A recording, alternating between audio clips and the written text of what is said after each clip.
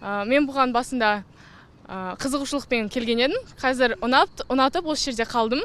Менің болашаққа мақсатым Қазақстанды әлемге паш ететін алтын медальдарды алған чемпион болам деген мақсат қойдым алдыма. Мақсатыма жетем деп үміттенемін. Садақ атуда ең басты ерекшелік менің ойымша ол өзімді сенімді ұстау. Спортқа қатысқан осы садаққа келгелі бері өзімді шынымен де өзіме сенімді ұстаймын, өзімді тік ұстаймын деген сияқты сезімдер бар. Жаттығулар біз басында келген кезде бірінші өзіміздің денемізді шынықтырып дайындаймыз.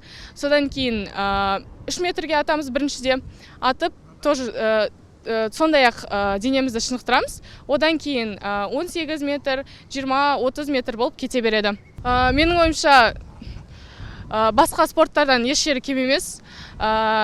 Керісінше менің ойымша садақ қазір ол өсіп келе жатқан спорт деп ойлаймын.